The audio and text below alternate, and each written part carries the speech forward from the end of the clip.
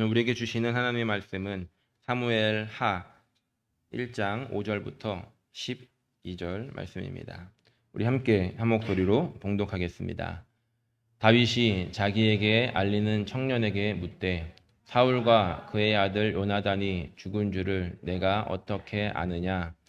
그에게 알리는 청년이 이르되 내가 우연히 길보아 산에 올라가 보니 사울이 자기 창에 기대고 병거와 기병은 그를 급히 따르는데 사울이 뒤로 돌아 나를 보고 부르시기로 내가 대답하되 내가 여기 있나이다 한즉 내게 이르되 너는 누구냐 하시기로 내가 그에게 대답하되 나는 아말렉 사람이니이다 한즉 또 내게 이르시되 내 목숨이 아직 내게 완전히 있으므로 내가 고통 중에 있나니 청하건대 너는 내 곁에 서서 나를 죽이라 하시기로 그가 엎드러진 후에는 살 수 없는 줄을 내가 알고 그의 곁에 서서 죽이고 그의 머리에 있는 왕관과 팔에 있는 고리를 벗겨서 내 주께로 가져왔나이다 하니라. 이에 다윗이 자기 옷을 잡아 찢음에 함께 있는 모든 사람도 그리하고 사울과 그의 아들 요나단과 여호와의 백성과 이스라엘 족속이 칼의 죽음으로 말미암아 저녁 때까지 슬퍼하며 울며 금식하니라. 아멘. 오늘부터는 저희가 사무엘 하를 함께 나누면서 이 안에 있는 다윗의 이야기를 살펴보려고 합니다. 시즌 2입니다. 지지난주까지는 다윗의 이야기 시즌 1, 왕이 되기 전까지의 스토리, 사무엘 상을 중심으로 다루었다면 오늘부터는 사무엘 하를 중심으로 이제 왕이 된 다윗의 이야기를 우리가 함께 나누려고 합니다. 시즌 1에서는 13번의 이야기를 함께 나누었습니다. 네 번째 이야기부터 사울이 등장을 하게 되고 그리고 이후에 8번의 이야기를 통하여서 사울과 관련된 내용을 우리가 함께 다루었습니다. 다윗은 알다시피 잘못한 것이 없는 그런 상황 속에서도 생명의 위협을 받는 그런 모습으로 도망자의 신세로 살아야 했지만 그 과정 속에서 하나님께서는 다윗을 왕으로 준비를 시켜 가셨습니다. 그 기간, 그러니까 도망자의 기름 부음을 받고 다윗이 왕이 되기까지의 기간이 짧게 잡으면 10년이고 길게 잡으면 15년 정도가 됩니다. 결코 길지 않은 시간입니다. 만약 여러분들에게 10년이라는 시간 동안 고난을 줄 테니 10년 후에는 뭔가 좋은 일이 있을 테니 10년을 참아보겠냐라고 하신다면 어떻게 하시겠습니까? 물론 10년이라는 시간 후에 완벽하게 주어진다라는 그런 확신이 있다면 10년으로 딱 정해진다면 버틸 수는 있을 것입니다. 하지만 다윗은 그 기간이 그 날이 언제가 될지 모르고 기다렸다는 것입니다. 결코 짧지 않는 이 시간을 우리가 한 발짝 떨어져서 다윗을 보면 다윗에게는 필요했던 시간이야라고 우리는 생각을 하겠지만 이 시간을 이 시간 속에서 이 기간을 보내야 했던 다윗에게는 결코 쉽지 않은 시간이었을 것이고 또 이 시간이 필요했구나라고 하는 것을 스스로 깨닫기까지는 꽤 오랜 시간이 걸렸을 것입니다. 사무엘 하 말씀은 그동안에 다윗을 괴롭혔던 사울의 죽음으로 시작을 합니다. 사울이 죽었다라는 소식을 들었을 때 다윗은 기뻐한 것이 아니라 오히려 애통하고 슬퍼합니다. 그리고 사울과 함께 자신의 소울메이트였던 요나단도 함께 죽었다는 것을 알고 다윗은 참 많은 그 마음의 번뇌를 가지게 됩니다. 이 둘의 그리고 다른 그 민족들의 죽음 앞에서 다윗은 어떠한 생각을 했겠습니까? 1장 후반에 보면 이 사울과 요나단을 위해서 다윗이 슬퍼하면서 노래를 만들어서 조가를 지어서 부르게 됩니다. 아마도 그 시간 동안 다윗이 그동안 도망 다녔던 시간 그리고 또 고생했던 시간 처음 만났을 때 그 모든 시간들이 마치 주마등처럼 스쳐 지나가지 않았겠습니까? 다윗이 이 시간 동안을 기다리면서 드디어 사울이 죽었지만 다윗에게는 이 시간이 마냥 기쁠 수만은 없는 시간이었다는 것입니다. 그래서 오늘 우리는 이 말씀을 함께 시작하며 다윗이 기다렸던 이 시간을 통해 기다림이라는 것에 대해서 함께 생각을 해보고 그리고 이 사울의 죽음 앞에서 슬픔으로 반응했던 이 다윗의 모습을 통해서 우리가 하나님 앞에서 가져야 할 자세는 무엇인지 생각해 보려고 합니다. 그래서 말씀의 제목을 기다림의 끝에서라는 제목으로 잡아 보았습니다. 이런 책을 읽은 적이 있습니다. 가장 힘든 일, 기다림. 기다림에 지쳐서 어느 날 이렇게 책을 보다가 그 인터넷 사이트를 보다가 저런 제목이 있더라고요. 그래서 나를 위한 책이구나. 그래서 얼른 사서 구입해서 읽은 적이 있습니다. 결론은 기다려라 였고요. 그리고 조금 더 강력한 메시지를 주는 하나님 도대체 언제입니까? 라고 하나님께 따지듯이 이 기다림의 시간을 보내는 그런 책도 있었습니다. 저 책에서 이런 이야기를 합니다. 기다림의 시간은 아무런 의미 없는 시간이 아니라 하나님의 때, 하나님이 계획하신 그 때를 신뢰하면서 나의 조급한 마음을 내려놓고 이 모든 시간과 모든 공간의 통제권을 하나님께 드리는 그런 시간이다. 기다림은 굉장히 소중한 아름다운 것이다라는 그런 내용입니다. 요즘은 시간이 세상이 굉장히 빠르게 이렇게 돌아갑니다. 시대가 막 빨리빨리 바뀌지 않습니까? 세상이 더 빠르게 바뀌다 보니까 우리는 점점 더 기다림이 힘든 그런 시대를 살아가고 있는 것 같습니다. 혹시 우리가 지금 다 이제 핸드폰을 사용하시죠? 그러니까 무선으로 연결되는 거 아니겠습니까? 이 무선 통신이 언제 만들어졌는지 혹시 아십니까? 무선으로 뭔가 신호가 왔다 갔다. 그걸 예배 시간에 왜 물어보냐라는 표정으로 계시는데 1895년도에 이탈리아의 마르코니라고 하는 사람이 이 무선으로 신호를 주고받을 수 있는 것을 처음 발명을 하게 되었습니다. 그래서 선이 없이, 그전까지는 선이 있었는데 선이 없이 어떤 정보를 주고받는 것이 가능해졌고요. 1906년도에 미국의 포트레스라고 하는 사람이 저기 뒤에 이제 삼극 진공관이라고 하는 것인데 저거를 가지고 무선으로 통신할 수 있는 기술이 생기게 되었다고 합니다.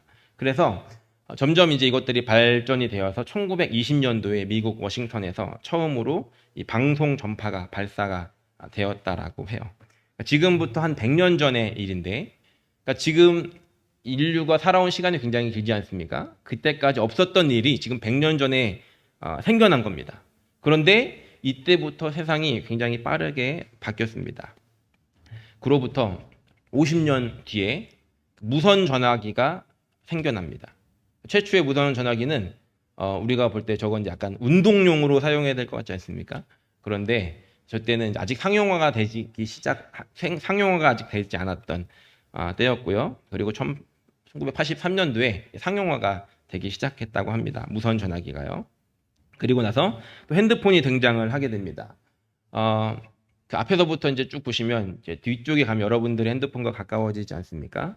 이렇게 굉장히 빠른 시간에 이것들이 발전을 하게 되었습니다. 10년 주기로 이것들이 바뀌었다라고 해요. 핸드폰에 문자를 보내는 게 10년 걸렸고, 사진을 보내는 게 10년이 걸렸고, 그리고 인터넷을 하는 게 10년이 걸렸고, 저희는 지금 핸드폰으로 예배도 드리고, 또 지갑 대신에 핸드폰을 가지고 다니는 그런 시대를 살고 있습니다. 재밌는 것은 저희 이제 아이들에게 삐삐에 대한 이야기할 때 삐삐가 뭔지 아예 몰라요. 여러분들은 아시지 않습니까? 삐삐 세대를 건너뛰고 아이들은 태어났을 때부터 핸드폰을, 모바일을 들고 살았던 그런 아이들입니다. 모두가 느끼시겠지만 요즘엔 또 이제 AI가 생겨나면서 더 빨라지지 않습니까? 점점 가속력이 붙어서 더 빨라지고 있는 것 같습니다. 인터넷뿐만이 아니라 전반적인 시설들이라든가 도시가 세워지고 집이 세워지고 없어지고 하는 모든 것들이 다 빨라졌습니다. 음식도 빨라졌죠. 그래서 이제 파스트푸드라는 게 있지 않습니까? 세상에 어떤 것들도 이 시대에 발맞춰서 그렇게 빨라지고 있는 것 같습니다. 그러다 보니 점점 어려워지는 것이 있다면 천천히 가는 것, 기다리는 것, 이것들이 조금은 어렵지 않은가 생각을 해 보았습니다. 그러면서 우리에게 드는 강박감이 있는데 그것은 무엇이냐면 우리의 신앙생활도 뭔가 이렇게 빨리 가야 된다라고 하는 그런 강박관념이 있다는 것이죠. 다시 말하면 기도 응답도 빨리 와야 되고 하나님께 기도했으면 뭔가 하나님 빨리 처리를 해주셔야 되고, 그러니까 이것이 우리가 세상을 살고 있는 이 세상 속에서 너무 익숙하게 받아들여지는 그런 문화하고 모습이기 때문에 우리의 신앙생활에도 이런 것들이 들어와 있을 수 있다는 것이죠. 그런데 성경을 보면 이 성경이 옛날에 쓰였기 때문이 아니라 사람들이 원하는 그 시간과 하나님이 계획하셨던 이 시간표가 좀 다르게 움직이는 모습을 많이 보게 됩니다. 그때를 보면 하나님의 시간은 뭔가 천천히 가는 것 같고 사람은 급한데 하나님은 전혀 급하지 않은 것처럼 보여질 때가 있다는 것이죠. 인간이 계획하고 원하는 그런 시간과 하나님이 계획하시고 이루시기 원하는 그 시간 사이에는 이 갭이 발생하게 되는데 이 갭은 우리가 기다림이라는 것으로 이 시간을 채워야 한다는 것입니다. 아브라함이 이삭을 만나기까지 100년의 시간이 걸렸죠. 물론 날 때부터 기다린 건 아니겠지만 오랜 기다림의 시간이 필요했고 요셉도 이집트로 팔려가지만 총리가 되기 위해서 기다림의 시간이 필요했고 모세도 하나님의 부름을 받았지만 지도자로 세워지기까지는 기다림의 시간이 필요했습니다. 그리고 우리가 지금 나누고 있는 다윗도 기름 부음을 받았지만 왕이 되기까지의 이 시간 동안에 기다림이 필요했다는 것입니다. 이 기다림이라고 하는 것은 낭비된 시간이 아닙니다. 이것은 하나님께서 쓰시기에, 하나님께서 마음껏 사용하시기에 좋은 도구이자 통로로 훈련되는 그런 시간입니다. 그렇기 때문에 우리가 아까 살펴봤던 아브라함이나 요셉이나 모세나 다윗, 그 외 성경에 많은 사람들도 이 시간들을 잘 통과하면서 훈련이 되어졌기에 우리가 알고 있는 이런 위대한 신앙의 선배들이, 믿음의 선배들이 되었다는 것이죠. 여러분들도 혹시 기도하면서 기다리고 계시는 그런 일들이 있으십니까? 어떤 분들은 이 기다림의 끝에 와서 이제 조금만 더 하면은 잡힐 것 같다 라고 그 기다림의 끝자락에 와 있는 분도 계실 것이고 어떤 분들은 조금 아직 가까이 온 건 아니지만 보이긴 보인다라는 느낌으로 그 시간을 기대하는 분도 계실 것이고 어떤 분들은 도대체 언제 끝날 건지 감도 안 오는 그런 분도 계실 것입니다. 어쨌든 우리는 그런 기다림 속에서 세상을 살아가고 있다는 것이죠.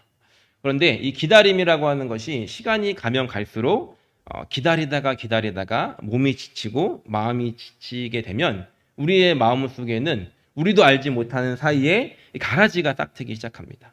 그러니까 시간이 오래 걸릴수록 우리의 마음을 지키는 게 더 어렵다는 것이죠. 때로는 하나님을 의심하게도 합니다. 하나님 정말 그렇게 하실까?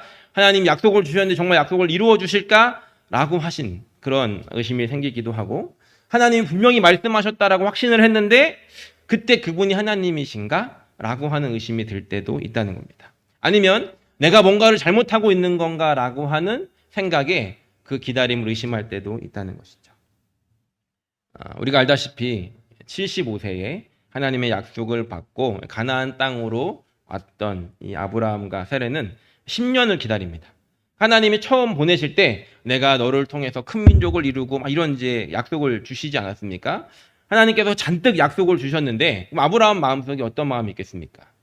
그러면 이제 뭔가 시작되겠구나. 약속의 땅에 가기만 하면 되겠구나라고 했는데 왔는데 자기 집도 없어요. 계속 렌트를 사는 겁니다. 그리고 약속을 하나님 주셨던 자녀들도 없어요. 10년을 기다립니다. 자신은 더 늙어가고 약속은 이루어지지 않고 결국 머릿속에서 계산기가 돌아가기 시작합니다. 그리고 내린 결론이 무엇이냐면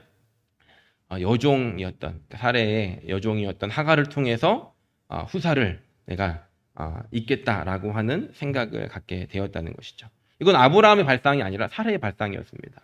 오히려 자기의 요종을 남편에게 줘서 아이를 대신 낳게 했다는 것이죠. 그런데 재밌는 것은 무엇이냐면 그 모든 과정 속에서 하나님은 그냥 두셨다는 겁니다. 그러니까 아브라함의 마음을 움직이시거나 아니면 사라의 마음을 움직이시거나 하갈의 마음을 움직이셔서 뭔가가 어긋나게 하시지 않고 그냥 그렇게 가게 인간의 계획이 인간의 생각이 그냥 생각대로 가게 두셨다는 겁니다. 물론 그 사건을 통해서 후회할 일이 벌어지게 되었죠. 그러나 하나님께서는 그 일을 스스로 후회하고 하나님을 찾을 때까지 그냥 내버려 두셨다는 겁니다. 창세기를 저희가 함께 우리가 읽고 있지 않습니까? 발견하신 분도 계시겠지만 이 아브라함이 이스마엘을 낳고 난 후에 76세에 이 이스마엘을 낳게 되는데 그 다음 하나님께서 등장하시는 장면이 99세입니다. 그러니까 10년을 기다려서 못 기다리고 이제 이스마엘을 낳는데 그로부터 14년이 더 지날 때까지 하나님은 아무런 말씀이 없으셨습니다. 아마도 아브라함은 이렇게 생각했을 겁니다. 아, 요게 맞았네. 이스마엘을 통해서 하나님이 일하시려고 했던 게 맞았네라고 착각했을 수도 있습니다. 왜냐하면 그 이후로 10년이 더 지날 만큼 시간이 갔어도 다윗과 아브라함과 사라의 사이에는 아이가 없었기 때문이죠. 그러나 하나님께서 다시 등장하시는 시간이 99세 때에 아브라함에게 나타나서 말씀하십니다. 아브라함이 완전히 잊고 있었던 약속, 내가 너를 통해서, 너의 씨에서, 그리고 사라를 통해서 낳은 아들을 통해서 민족을 이룰 것이다라는 약속을 다시 확인시켜 주시는 그런 장면이 등장하게 됩니다. 하나님은 이렇게 그냥 두시기도 하셨다는 것이죠. 다윗도 마찬가지였습니다. 우리가 지지난 시간까지 살펴보았던 다윗의 모습은 그 사울을 피해서 도망가다가 기다림에 지쳐서 결국 하나님께 묻지 않고 블레셋으로 망명을 하지 않습니까? 그리고 시글락이라고 하는 성에서 살게 됩니다. 지난번에 살펴본 바와 같이 그곳에서 살면서 다윗은 하나님을 찾지 않았습니다. 가는 블레셋으로 망명하는 그 순간부터 하나님께 묻지 않았고 그 이후에 그 모든 상황 속에서 묻지 않다가 큰 위협을 만나게 되면서 하나님을 찾았다라는 말씀을 나누었습니다. 그렇게 하나님과의 관계가 회복됐지만 여전히 다윗은 시글락에 머물고 있었고 그 시간들을 지나기까지 하나님께서는 다윗이 하나님을 찾을 때까지 그냥 그렇게 살도록 내버려 두셨다는 겁니다. 다윗이 이 시글락이라고 하는 곳에서 머물렀던 시간을 성경을 보니까 1년 4개월이었다라고 기록하고 있습니다. 1년 4개월. 여러분들에게는 어느 정도의 느낌이 드시나요? 16개월인데 요즘 한국 군대에 잠깐 갔다 오는, 저희는 잠깐이라는 표현을 씁니다. 예, 그쵸? 요즘 저희 이제 저 때까지만 해도 군대 좀 길었거든요.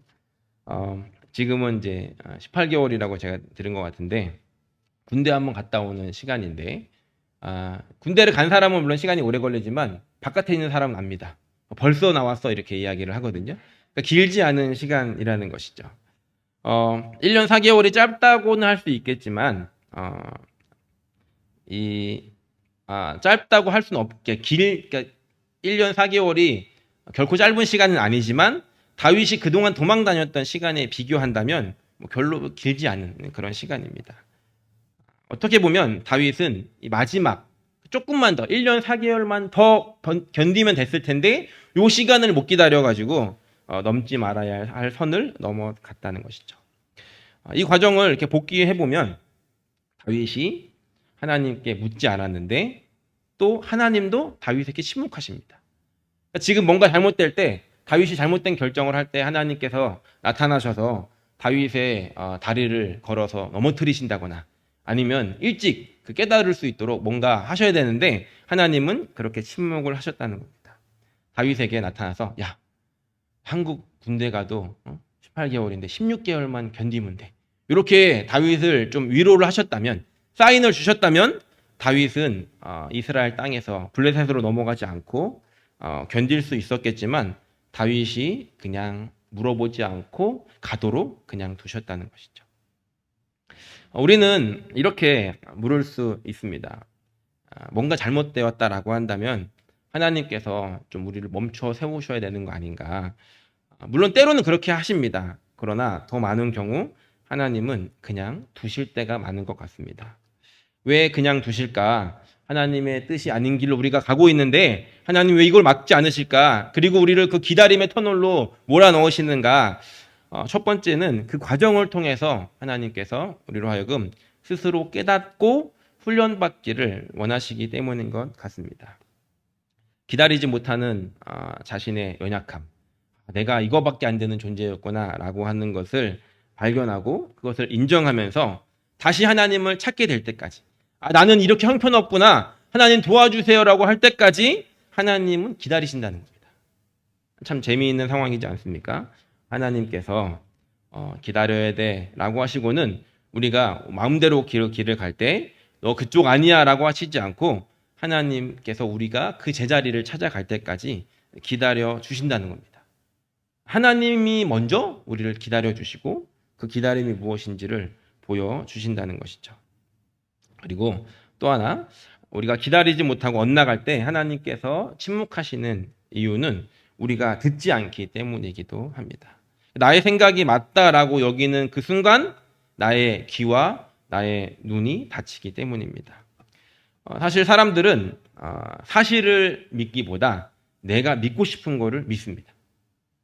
그러니까 내가 믿고 싶은 대로 믿고 내가 원하는 대로 믿고 나에게 이익이 되는 것을 믿고 그렇다는 것이죠. 그러니까 이단에 빠지는 사람들을 보면 우리는 아니 어떻게 그렇게 그런 이야기를 듣고 이단에 빠질 수 있지라고 생각을 합니다.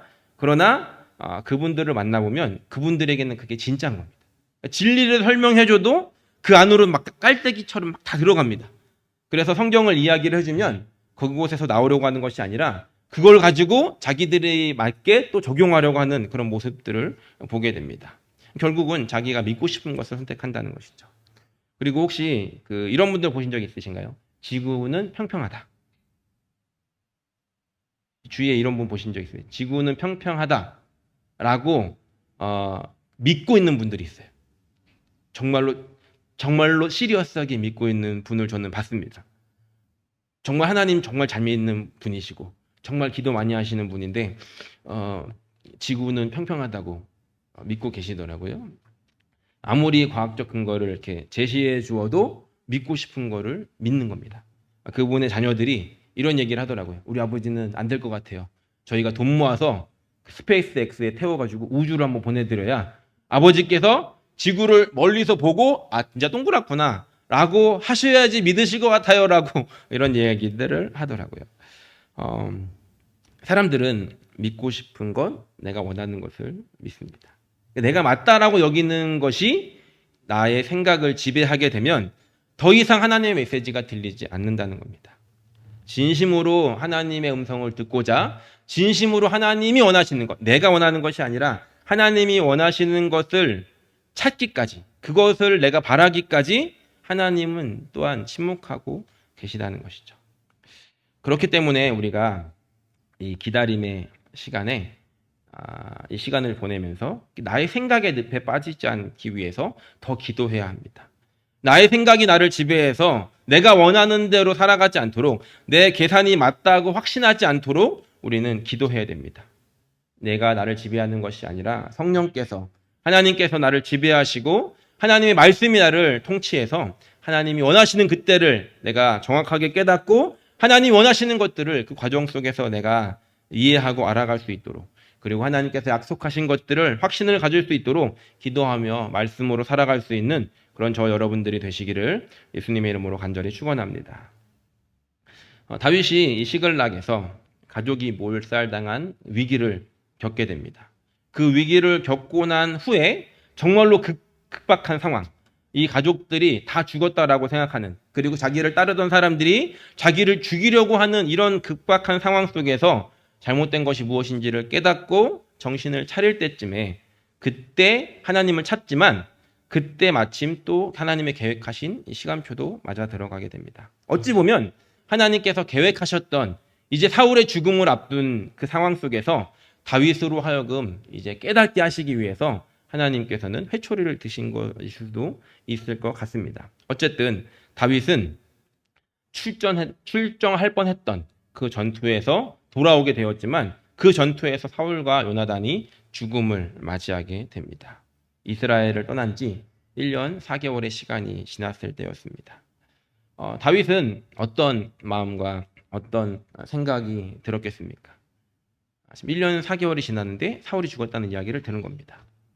10년을 넘게 도망 다녔는데 나 마지막까지 기다리지를 못했구나 뭐 이런 생각을 하지 않았겠습니까? 조금만 더 기다릴 걸 이런 후회를 하지 않았겠습니까? 하지만 하나님께서는 이 시간 동안을 다윗을 기다려주심으로 인해서 다윗은 정말 중요한 것을 또한 배우게 되었습니다. 무엇을 배웠겠습니까? 끝까지 기다리자. 기다림의 시간에 하나님을 놓치지 말자. 이런 것들을 배우지 않았겠습니까? 오늘 다윗의 이 이야기가 저 여러분들에게 소중한 교훈이 되기를 간절히 소원합니다. 우리 옆에 계신 분, 가까이 계신 분이 계시면 이렇게 인사했으면 좋겠습니다. 끝까지 기다립시다. 네, 하나님을 놓치지 맙시다. 네, 내 귀에 들리게 하는 거죠, 내 귀에. 그러면 오늘 말씀의 제목은 혹시 기억하십니까? 기다림의 끝에서. 근데 제목이 사실 더 있습니다. 너무 길어서 줄인 거고요. 기다림의 끝에서 만나는 새로운 시작이 이제 원래 제목입니다.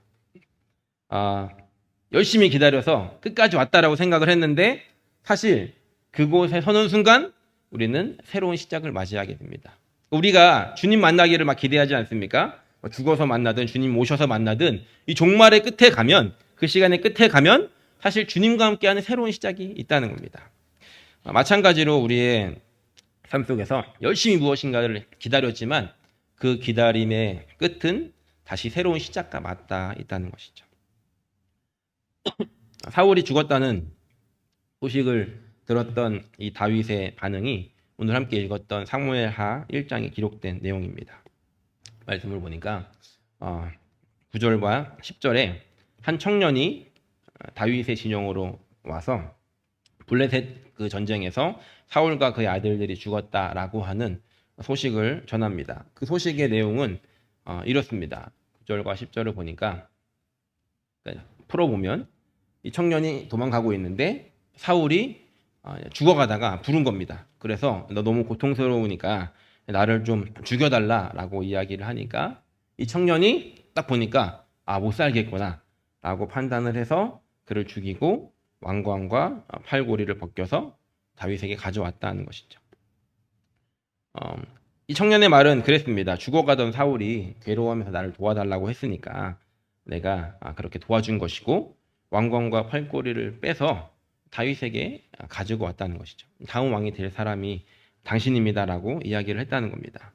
물론 사무엘 상을 읽어보신 분은 뭔가 조금 다른 느낌을 가지실 겁니다. 왜냐하면 사무엘 상의 마지막에서는 다윗이 화를 맞고 도망가다가 안 될 것 같아가지고 자기가 그 종에게 자기를 죽여달라고 하니까 싫다고 하니까 자기가 이제 칼에 엎드려가지고 이제 자결하는 그런 모습으로 그려지고 있거든요.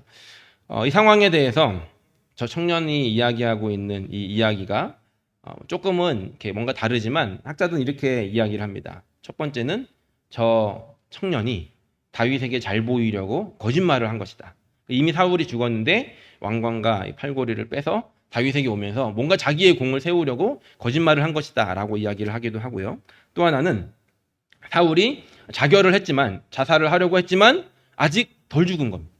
그때 이 청년이 나타나서 저런 일을 행하게 되고 그 이후에 이제 1장 마지막 사무엘상 마지막 장과 1장이 이렇게 연결이 되어진다라고 이야기를 하기도 합니다. 분명한 것은 어떤 것인지는 모르겠지만 이 청년의 마음이 어땠을까 하는 것입니다. 아마도 이 청년은 신이 나서 다윗을 찾아오지 않았겠습니까? 나는 이제 다윗에게 가서 한 자리를 할 수 있다. 나는 이제 다윗에게 잘 보일 수 있다는 마음으로 가지고 오지 않았겠습니까? 만약에 그렇지 않았다라고 한다면 아마 왕관과 팔고리를 다른 데로 가져갔을 겁니다. 그런데 다윗을 찾아왔다는 것이죠. 그런데 사울의 죽음과 그 소식을 들은 다윗의 반응은 청년 예상을 완전히 빗나갔습니다. 11절에 보니까 다윗이 자기 옷을 잡아 찢으며 함께 있는 모든 사람들도 그리했다라고 합니다. 옷을 찢는다는 건 슬픔의 표현이고 탄식의 표현입니다. 다윗이 옷을 찢었습니다. 어찌 보면 다윗과 함께 있었던 사람들은 그 소식을 듣고 뒤에서 막 좋아하고 박수치고 싶었을지도 모릅니다. 왜냐하면 그동안의 시간이 얼마나 힘들었겠습니까? 그런데 다윗이 지금 너무 슬퍼하는 겁니다. 옷을 찢고 슬퍼하니까 옆에 있는 사람들도 분위기상 지금 같이 슬퍼해야 된다는 것을 깨달았겠죠. 그리고 12절을 보니까 사울과 그의 아들 요나단과 여호와의 백성과 이스라엘 족속이 칼의 죽음으로 말미암아 저녁 때까지 슬퍼하며 울며 금식했다라고 기록합니다. 다윗은 저 이야기에 대해서 저렇게 반응했습니다. 물론 좋은 소식입니다. 그러나 다윗은 기뻐하기는커녕 금식하며 슬퍼했다는 겁니다. 지금 이제 기다림의 끝, 사울을 더 이상 보지 않아도 되는 이 기다림의 끝을 맞이하는 다윗에게 시작된 이 새로운 시작은 어찌 보면 기쁨이 아니라 하나님의 마음으로 시작을 했다는 겁니다. 무슨 말이냐면 왕으로 기름 부음 받았던 이 사울, 다윗 자신도 그를 소중히 여겼는데 그가 비참하게 전쟁터에서 죽었다는 소식, 그리고 자기를 정말 아꼈던 이 요나단, 이 소울메이트였던 요나단의 이 죽음 앞에서 먼저 애도했고 예를 갖추었다는 것이죠. 우리는 한 가지를 생각하고 적용해 볼 수 있을 것 같습니다. 무엇이냐면 다른 사람의 실패를 나의 성공으로 여기지 않아야 한다는 겁니다. 다윗은 바로 기뻐할 수 있었고 이제 다음은 난가? 라는 생각을 할 수도 있었을 테지만 다윗에게 먼저 부어졌던 것은 하나님의 마음이었고 그것에 반응하며 울고 슬퍼하고 그리고 이렇게 함께하는 사람들과 그렇게 예를 갖추었다는 것입니다. 다윗은 이 시간을 통해서 이렇게 하나님의 마음을 가지고 예를 지켰던 모습을 통해서 나중에 시간이 지났을 때 더 많은 것들을 얻게 됩니다. 그것은 무엇이었냐면 다윗을 따르는 사람들에게 이 사울을 죽인 것이 다윗이 아니다 라고 하는 것과 사울이 죽는 것을 다윗이 원하지 않았다라고 하는 것을 이 이스라엘 사람들도 알게 되었다는 것이죠.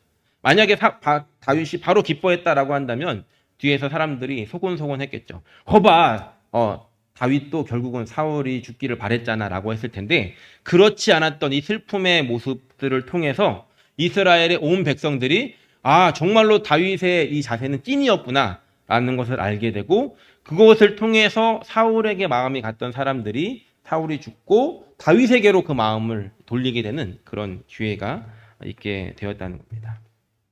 오늘 저와 여러분들의 삶 속에서 이 기다림의 끝을 맞이하고 새로운 시작이 열려질 때 우리가 이 시작을 마냥 좋은 것으로만 여기는 것이 아니라 물론 기쁘고 좋은 일이겠지만 이 시작 앞에서 하나님께서 나에게 원하시는 것은 무엇이고 하나님이 주시는 마음은 무엇인지를 생각하며 시작할 수 있는 그런 저와 여러분들이 되기를 소원합니다.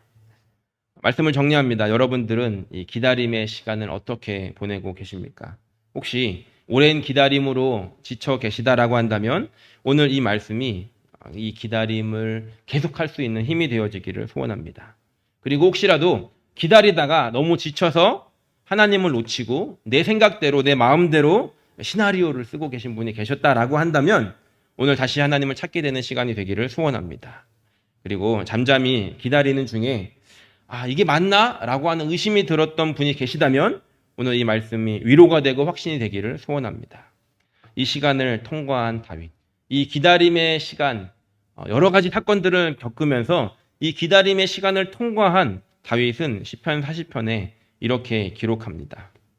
오늘 이 다윗의 이 고백이 기다림의 시간을 통과하는 저 여러분들의 고백이 되고 간증이 되기를 소원합니다. 우리 시편 40편 말씀인데 1절부터 5절까지 말씀 우리 함께 읽어보겠습니다. 이 기다림의 끝을 통과한 다윗의 고백입니다. 내가 여호와를 기다리고 기다렸더니 귀를 기울이사 나의 부르짖음을 들으셨도다. 나를 기가 막힐 웅덩이와 수렁에서 끌어올리시고 내 발을 반석 위에 두사 내 걸음을 견고하게 하셨도다. 새 노래 곧 우리 하나님께 올릴 찬송을 내 입에 두셨으니 많은 사람이 보고 두려워하여 여호와를 의지하리로다. 여호와를 의지하고 교만한 자와 거짓에 치우치는 자를 돌아보지 아니하는 자는 복이 있도다. 여호와 나의 하나님이여 주께서 행하신 기적이 많고 우리를 향하신 주의 생각도 많아 누구도 주와 견줄 수가 없나이다. 내가 널리 알려 말하고자 하나 너무 많아 그 수를 셀 수도 없나이다. 이 기다림의 끝을 통과하고 이 시간을 보내며 하나님이 하셨던 일들을 경험했던 다윗의 고백은 하나님께서 행하신 기적이 많고 우리를 향하신 주의 생각도 많아 너무 많아서 그 수를 셀 수도 없습니다 라고 기록하고 있습니다. 우리 이 기다림의 끝에서 다윗처럼 저런 고백을 할 수 있는 그런 저 여러분들이 되기를 간절히 소망합니다.